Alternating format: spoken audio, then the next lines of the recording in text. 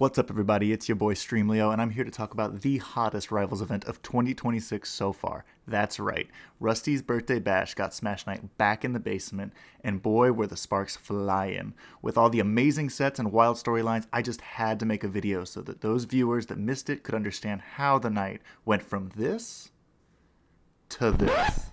First, your ass is mine. Get in here.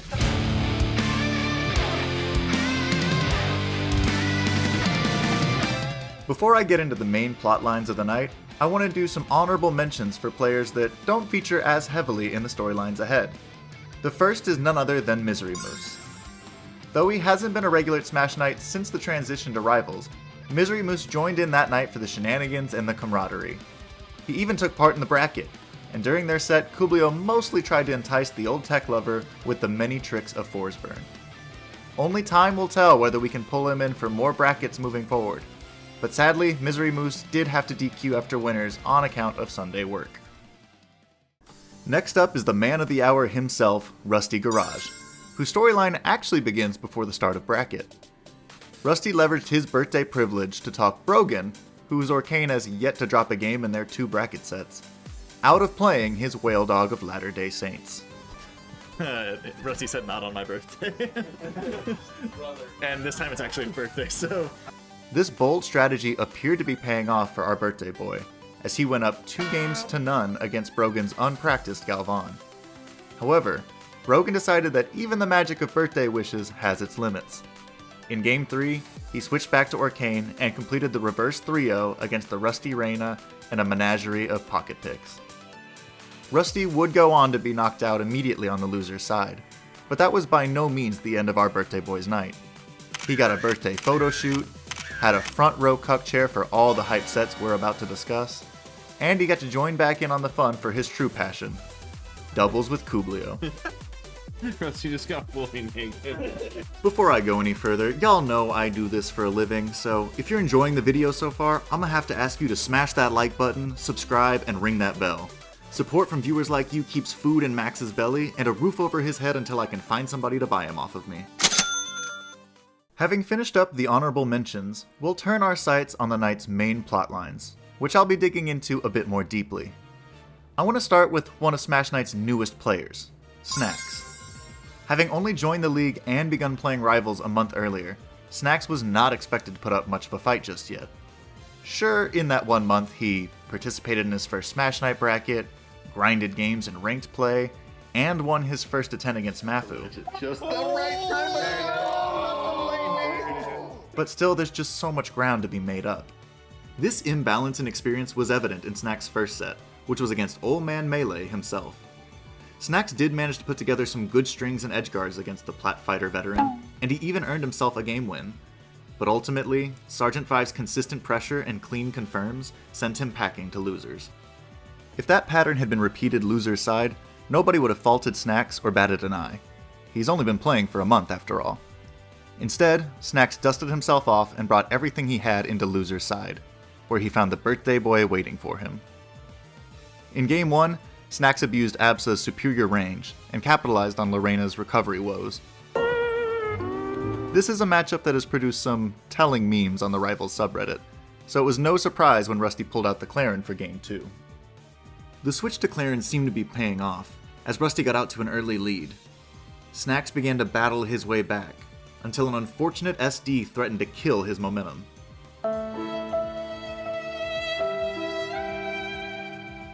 The birthday boy, in a show of incredible sportsmanship, immediately ran off his fresh stock.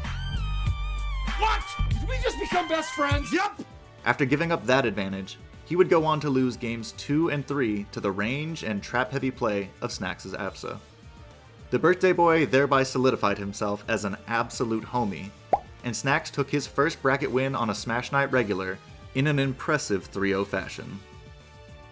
That outstanding achievement would, unfortunately, mark the end of his impressive run, as he next ran into someone having an even more storied night than he.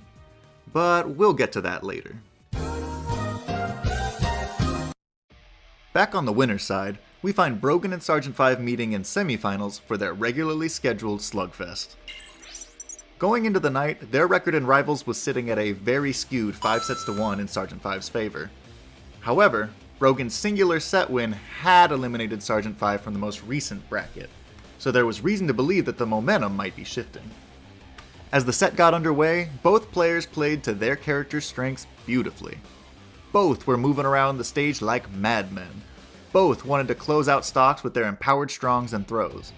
The difference was that Sergeant 5 generally wanted to keep the pressure on, while Brogan wanted to weave in and out of his opponent's threat range.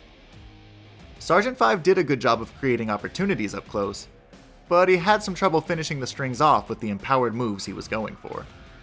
His pressure-focused game plan did net him some kills with empowered F-throw, but that was not taking stocks too early. Sergeant 5 did find some kills in scramble situations, and he also netted the occasional edgeguard. What? What the fuck? But in general, Brogan was doing an amazing job of holding on to his stocks.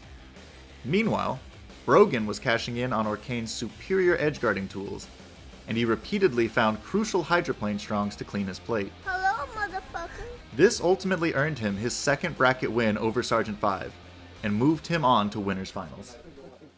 Now, so far, I've been doing a little time traveling to set up the rest of bracket, but that should allow for us to move ahead more smoothly as we backtrack one last time for our only remaining set in Winners Quarters, Riamsu vs Injanear.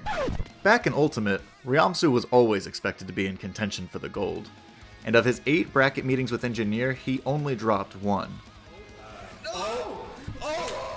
While he has not found that same level of success yet in Rivals, he was coming into the night with a 2-0 record on Injanear. However, Injanear was bringing in a newly practiced fleet, forged through his fleeting dream ranked grind, while Riamsu's faith in his previous main Crag had been shaken by the recent nerfs. Sure enough, games 1 and 2 featured a brand new matchup, pitting Injanear's fleet against the Riamsu Clarin. Riamsu focused on getting into tipper range, both to keep fleet in combos and to secure early kills. Injanear, on the other hand, used fleet's quick disjointed aerials and normals to create space and focus on zoning wherever possible. Good. This proved especially deadly at ledge, where the fleet F-smash and down smash repeatedly caught Clarin failing to snap to ledge. By the end of Game 2, the zoning strategy proved too oppressive for Riamsu, and we saw a switch back to Crag for Game 3. This switch quickly paid off. Riamsu used Crag's rock to provide some zoning pressure of his own, and trading in the tipper for more instantly available kill power proved valuable as well. Home and bought an Apple Watch the same day. With a 2-stock win in Game 3, Riamsu let everyone know the set was far from over. For Game 4, Injanear similarly fell back to a comfort pick heavy in Loxodon. However, the switch didn't provide the same instant value Riamsu's did, so we saw a switch back to fleet for Game 5. Out the gates, things were looking perfectly even. Both players built damage steadily through zoning and stray hits rather than rapid-fire combos. Then, Injanear secured the first stock by calling out a jump with an F-tilt at ledge, but Riamsu immediately returned fire, calling out a fleet jump with a Crag fair. Stock 2 seemed destined to be a repeat of the first, with both trading hits and building percent. Riamsu then looked to secure the kill first, using side B to close on yet another fleet F-smash. But he dropped the jump cancel punish and was instead killed with a reverse hit bear. He came back off the Angel platform swinging for another revenge stock, but this time nothing was connecting. Injanear took this opportunity to continue building extra credit, as Riamsu desperately tried to clean his plate. Why won't you die? Knowing he was playing with house money, Injanear then gambled on a deep edgeguard, and ultimately traded in his very ripe stock for the final kill. Because that's what I do, I make deals. With that, he secured the upset and his first bracket win over Riamsu in Rivals. As a reward for his upset over Riamsu, Injanear got to move on to Winners Semifinals to face off against the top seed. Unfortunately for Injanear, that was Cooblio. For those newer viewers who might not understand the history between these two, allow me to elaborate.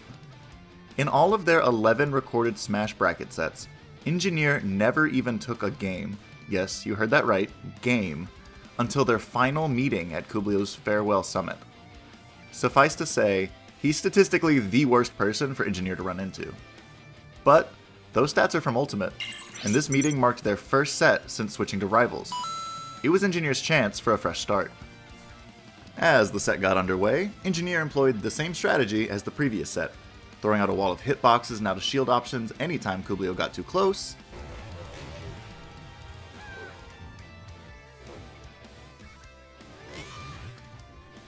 and setting up zoning pressure once he had room to breathe. With no projectile of his own, Cooblio played a bit more bait and punish, a strategy that got him through Game 1 with only one stock lost. Brogan gets a bear for it. Much to Cooblio's surprise, Injanear counterpicked to a smaller stage for Game 2, valuing the ability to cover it with his barrage of hitboxes over creating space to zone Forsburn out. Injanear took an early first stock by launching forward smashes off stage, the second catching Forsburn's recovery before he could grab ledge. However, Cooblio caught back up by punishing a missed platform tech, taking minimal extra credit. On stock 2, Injanear swapped to playing almost entirely out of his shield. He racked damage up this way until he caught a missed tech and roll away with an F smash, and then sniped a lazy clone split with Fleet Dare. Do another arrow, nice. He managed to stretch this lead to 50% before losing his second stock, but that window closed throughout the third stock as both approached kill percent. Cooblio attempted to end the game with a tech chase combust, but a heads up crouch cancel from Injanear kept the stock alive. He then caught Cooblio's jump with another bear out of shield, clinching Game 2 and briefly transforming Cooblio into Greninja in the player cam. Already, Injanear had achieved in Rivals what had taken him years in Ultimate, but now his eyes were on taking the set. He got off to a good start on the first stock, with the slow and steady game plan seeming to work even better against the now heated Cooblio. The wall of tilt and out of shield options stymied Cooblio's approaches. Even the seemingly misguided full charge strong moves caught Cooblio with their lingering hitboxes. Injanear appeared to be running away with it, when disaster struck in the form of an SD at 33%. He didn't let Cooblio get too much extra credit, though, as the game wound up mostly even once again. Cooblio's frustration continued to show as he mimicked Injanear's repeated F-tilts across the stage. Just as the smoke was pouring out of Forsburn in-game, stream of consciousness ranting spilled out of Cooblio on the couch. Stop tilting ghost. As he got it out of his system, however, his tempo began to shift. Cooblio called out a high recovery to take stock 2, and then puppeteered Superclone for some safe damage. He then lost his second stock to another bear out of shield, but his momentum continued into the third stock. He joked with Riamsu about the familiarity of Injanear's game plan. All he does is just out of shield options, camp, out of shield options, camp. Is Riamsu Yink? Yo, I honestly, and the arrows, is such a reminiscent, man. And you could almost see the light bulb going off. Let's just say this defensive, heavily out of shield style of play was something he faced plenty in Ultimate. What about you, Lillard Juicy K? Lil R. Sure enough, Cooblio's game plan looked different in Game 4. Using Injanear's counterpick to his advantage, he began to approach more sparingly, leaning on clone, smoke, and general movement to invite Injanear to swing first. Oh, the cape drag. Even the taunt to wait out the arrow charge was a direct copy pasta from his play against Riamsu's Yink, confirming that he'd fallen back to that familiar counterplay. Run. Gotcha, bitch! Ultimately, all of the stocks were decided at the ledge. The first from punishing a forced high recovery, the second a ledge hog on a low recovery, which may have been caused by a misinput, and unfortunately, an SD on stock 3 brought an anticlimactic end to an otherwise tense set. I was about to say, there's no way you don't throw another fair there. Coming off his loss to Cooblio, Injanear looked to keep the night alive with a run through the loser's side. As it turns out, he was the mystery competitor we had mentioned earlier. Injanear eliminated Snacks with a 3-0 set win, but there was still some interesting play throughout. Snacks got some mileage off of Cloud Pop combos and other set play traps, but seemed to have some trouble closing out stocks with Absa's smaller aerial hitboxes. Injanear had no such concerns, as he continued to use the disjointed normals liberally, and he secured a lot of his kills with his projectile strongs.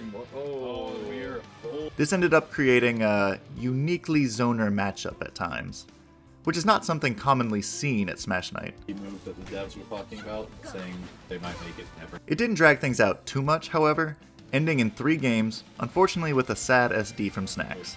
No! Not like this. Across from Snacks and Injanear, also in losers' quarters, we find Riamsu and Sergeant 5 facing off. They had only met in a single rivals bracket so far, but in that one night, they had managed to meet on both winners and losers' side, leaving them with 1 set apiece. This meeting proved to be a bit more one-sided, however.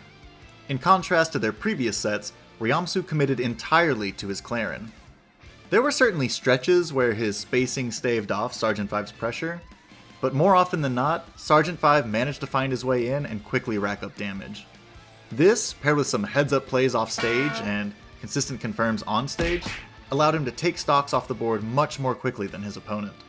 The set ended 3-1 in Sergeant 5's favor, eliminating Riamsu from bracket and sending Sergeant 5 to meet Injanear in losers semifinals. Like Riamsu before him, Sergeant 5 was coming into the night with a 2-0 record against Injanear. Obviously, he was hoping the similarities would end there.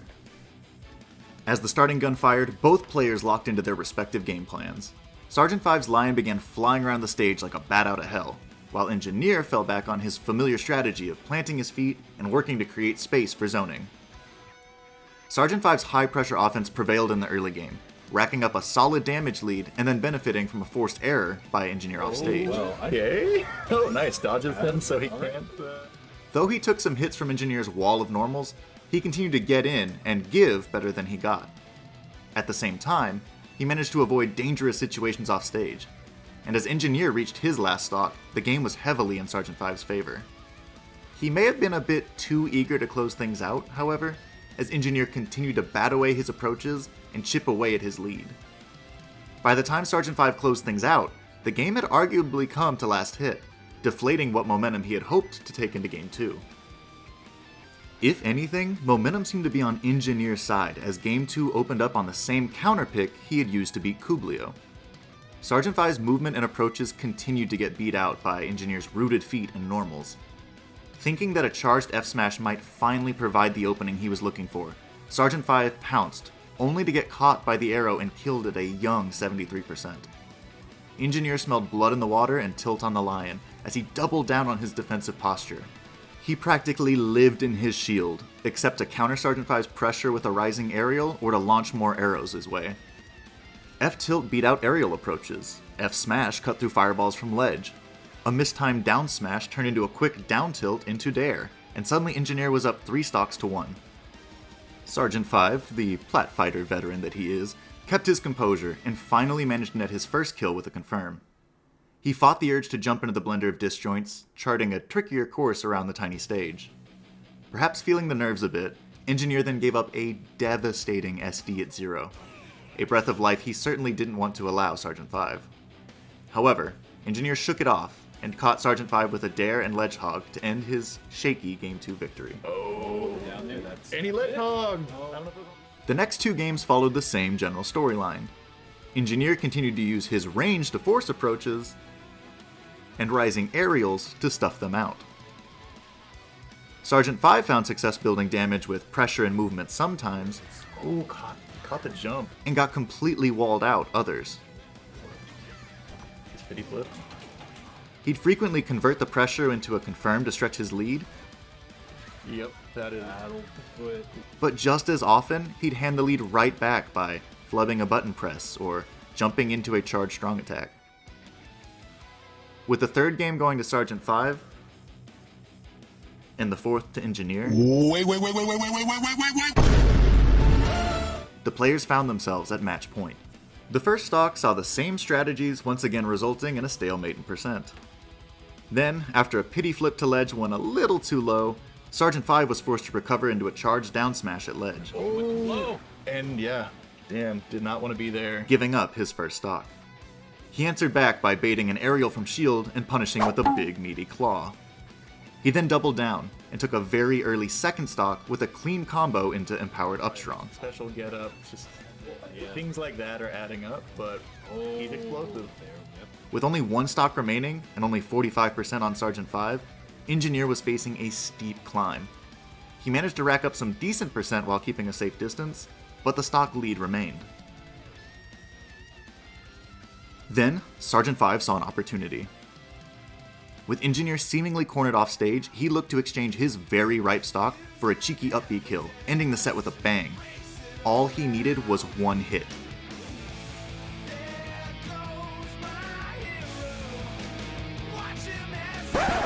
Which he did not get.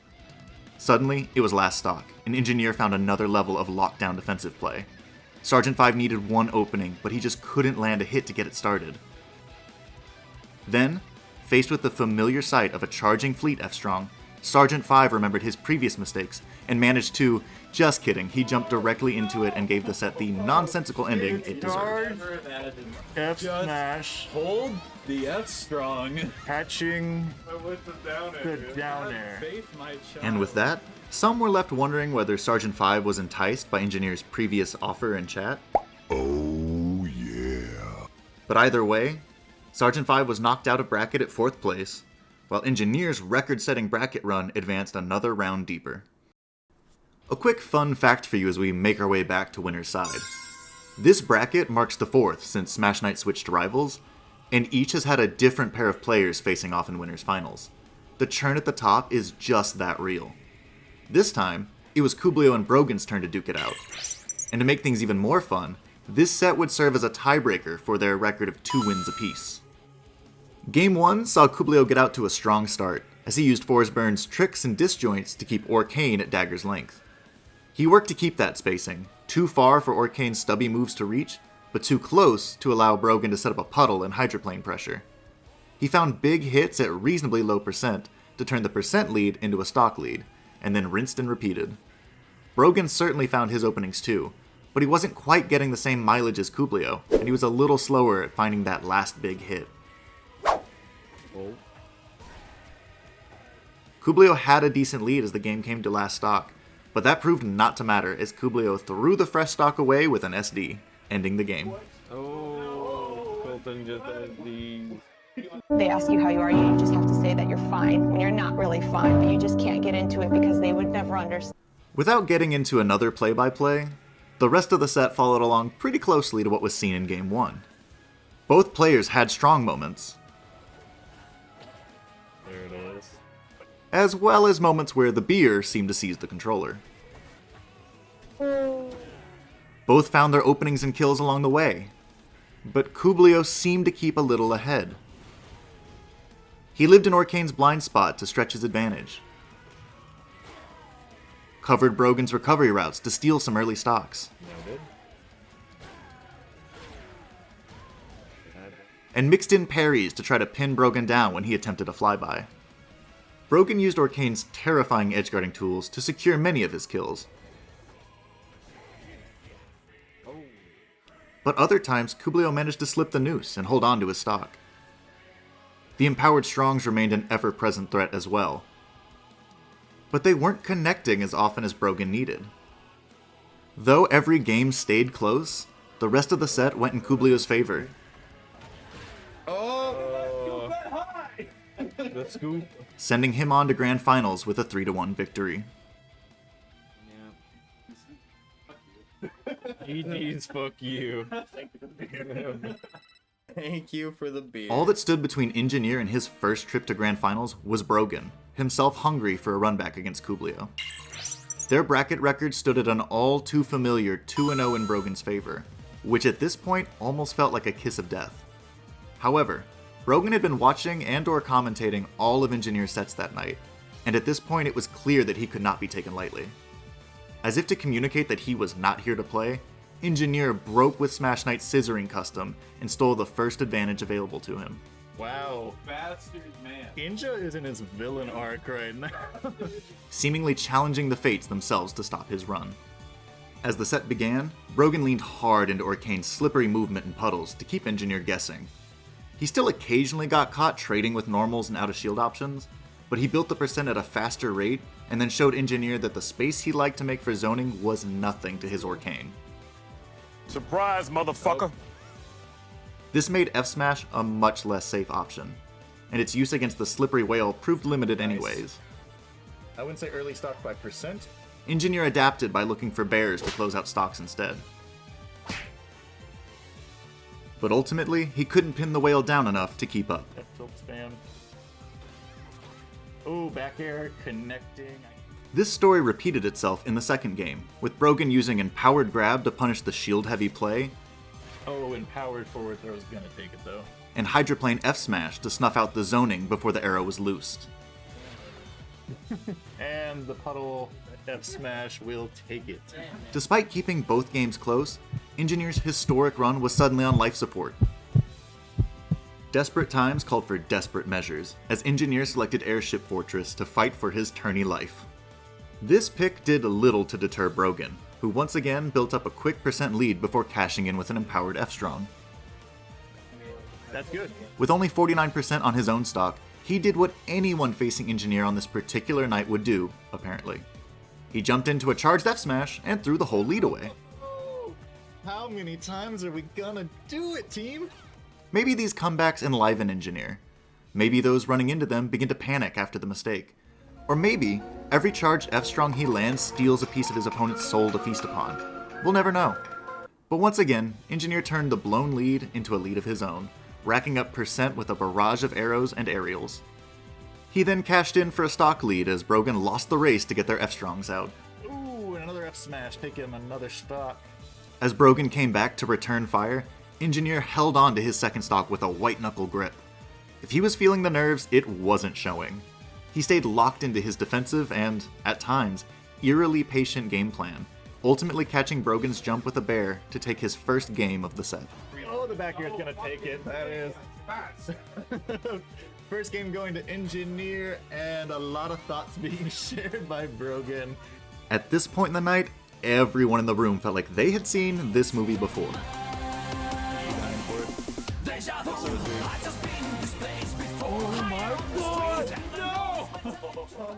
The counterpick advantage was in Brogan's favor, and it was up to him to stop the bleeding before Injanear found his way to another unlikely victory.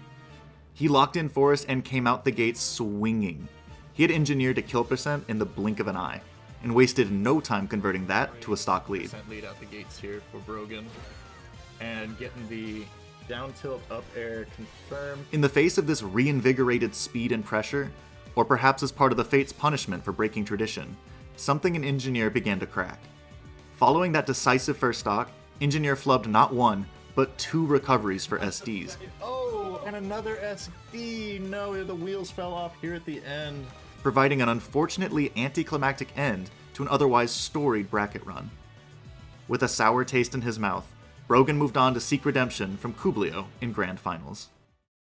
As Brogan advanced to Grand Finals for the salty run back with Cooblio, I would love to tell you that their epic showdown was the culmination of all the night's dramatic plotlines. I'd tell you about how Cooblio once again sacrificed a Game 1 stock to the Rivals gods to earn their favor.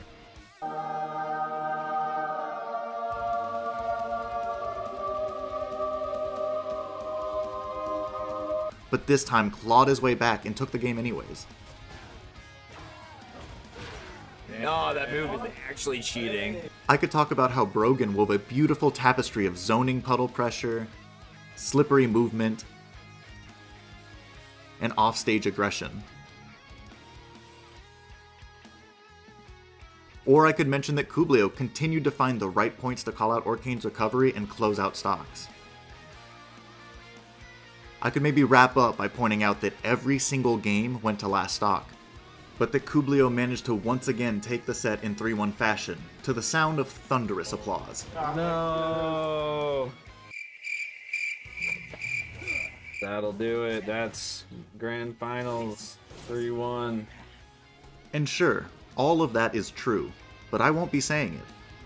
That's because somehow, the main plotline for Rusty's birthday bash didn't run through Grand Finals, but instead played out over the top of it on comms and in chat. So I'll actually shut up for a bit, and instead leave you to watch the hype play from Grand Finals while enjoying the dramatic continuation of Injanear's story arc from the grave.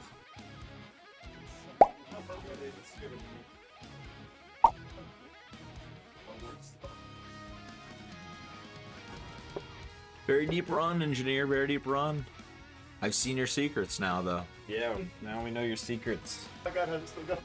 You got a solid 5 seconds of eye contact while scissoring. Hey, I don't think we. I never do. When does this stop? I think it does it like 4 or 5 times before it. Like, Engineer says the secret is up air. That sounded like JC over there. No, your secret was sit and shield, back air, and forward tilt, and that's its own thing. On our way to a local. Oh shit. I guess I didn't need any secrets from Riamsu. Engineer. Damn, you throwing. The next time that I start beating you, I do not want to see you run. That's all I can say. He's Scorched earth on his that ass. behavior of leaving after your first Oh my god, man, I was pissed. and then not doing the scissoring, but actually picking rock against Brogan was just like, oh, fuck. Alright, we distracted him.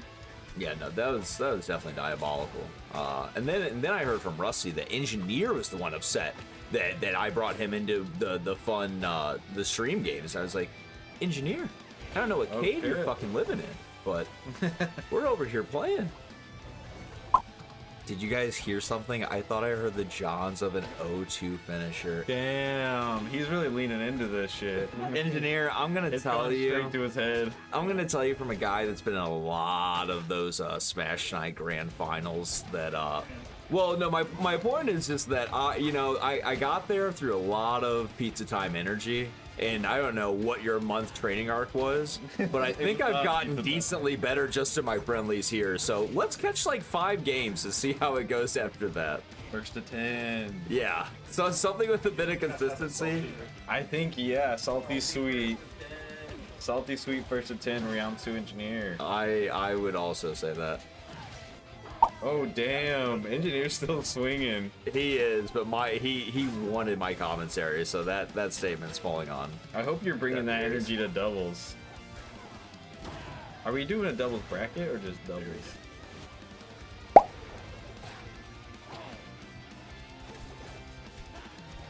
I would probably say that your dinner should be like Taco Bell, Engineer, because even though your play was good, it was very fucking predictable. I knew what I was gonna get. Just like Taco Bell. Yeah, I know that my cheesy gordita crunch is gonna be pretty good. It's gonna be the same thing each time.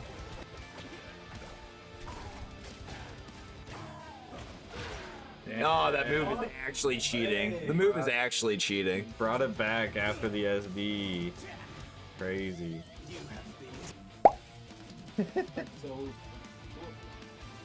Much like the Taco Bell I'm about to order, I do give ass whooping pretty regular. Oh shit. Engineer, in our first to 10, it's gonna be belt to ass. I am telling you that I am. Salty Riamsu on the comp. This is amazing. I am really gonna give it to you because I remember fucking 0 to 90ing you like it was my mid job. With my characters in Smash Bros. And I'm just like, hey, you did this good thing. You've gotten 1 on your boy, and you're acting like this is fucking the Olympics, brother. I promise you, belt to ass. I'm and so that first excited to 10. for this first to 10. This is we had a really good one with That was then and this is now. Let's immediately follow up with salty sweet. We eat in this Smash Night. Yeah. Colin, are you one of the people also yearning for a whale upset? Colin? He said the people yearn for a whale upset, and so I'm curious if, What the fuck, Colin? if he's just talking about the people or if he's one of the people. He says, of course. Wow. No, doubles. My teammate should be the one that's worried. I don't think that's. But this first to 10, oh, ass is grass. That's gonna be epic. Ass to grass. That'll be on. I will stream it. Hell yeah.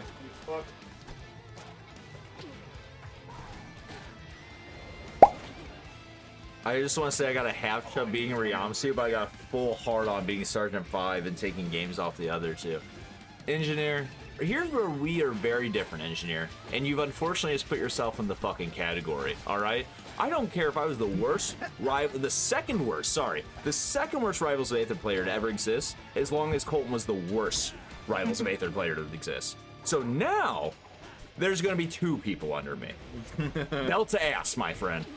I will actually give this game an hour of my time a couple days a week, and it'll be over for you. It's happening. Injanear is playing the villain role perfectly. That's okay.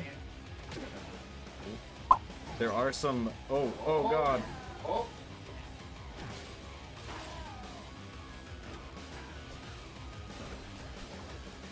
Needs to lock in. He was dropping some assault on Forsburn, but no, not like this. How do you shield poke? What happened? Yeah. But if anyone has a 3-0 in his pocket, it's Brogan. A reverse 3-0, I believe.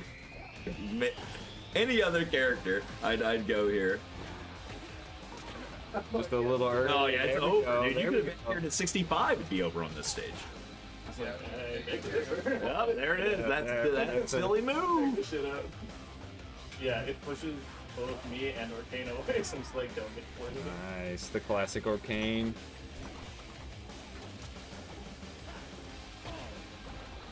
Oh yeah, he's in zone right now. He's cooking. Riamsu, when did you grab the controller? Engineers cheering for Brogan. Sponsor.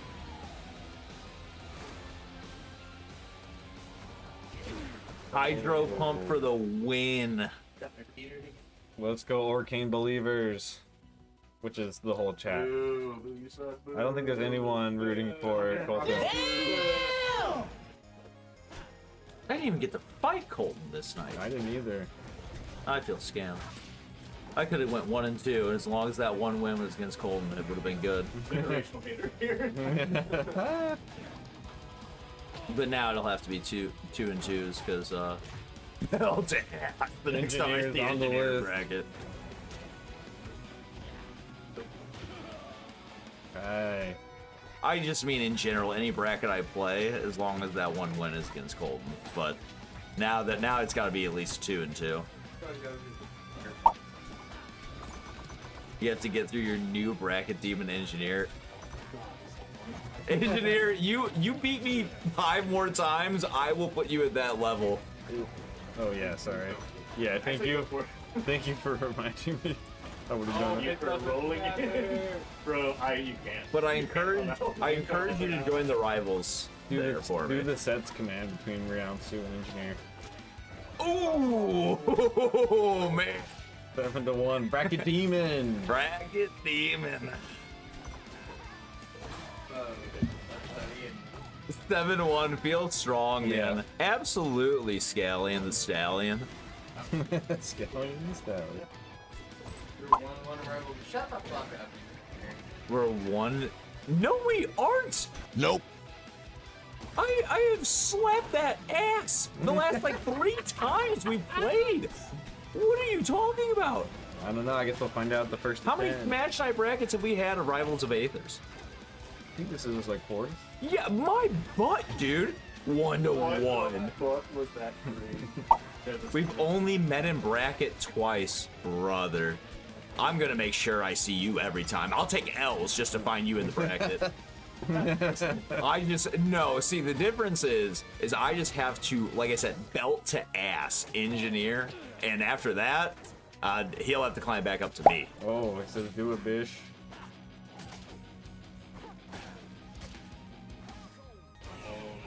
No. That'll do it. That's grand finals 3-1. And so, as the bracket came to a close, a salty sweep between Injanear and Riamsu was born. As if that wasn't enough, their beefing spilled over into the night's doubles games. The TOs realized that they couldn't include remote players with more than one person in the room, so instead, they tried to repurpose the arena for a quick best-of-5, allowing Injanear and Riamsu to blow off some of the steam. Engineer, we cannot. The game is not currently able to support multiple people on the same computer playing in an online lobby. There is no way for us to do doubles with you. So, instead, we're letting you and Riamsu hash out this lover's quarrel in like a quick couple of games, and then we're switching over to locals doubles. So, nah, I'm not down. That is so you to say. What? Get your ass in here. It's mine. Save it for the first to 10. You're just never gonna play games with him until we make it a right here on screen. Absolutely not. Tell him to join. However, once Injanear realized what was happening, he quickly took flight, leading to this final confrontation of the night. First, your ass is mine. Get in here. Stop typing. Join the lobby code. 48 hours clipping the SmashNight. Stop typing. This is so good. Get in here. Chat wants it. Everybody wants it. And I want those fucking cheeks. Join the fucking lobby. Those fucking cheeks. Get your cheesy gordita ass fucking in this lobby. I'm gonna add the fucking crunch to that. Get in here. I'll see you in the first 10. I've never seen a bigger pussy in my life. I swear to God. I've never seen someone so fucking scared of my energy. You do not love me because you would get your fucking ass in there. I will tell you this, Injanear. If you don't get your ass in this lobby, when we do our first to 10, there's gonna be money on the line. Love you, bud. Not a chance. Yeah, we lost him, bud. We lost him. Man, he's watching Sonic. Injanear. Bro, you're mild sauce. You're mild sauce. You thought you were hot earlier? You're fucking mild. Wow, I was thinking, damn, they set the bar too high with the last first to 10, and now y'all are giving me this. I love it. Yeah, yeah, yeah, yeah, yeah, yeah, yeah, yeah, yeah. Oh, oh, oh.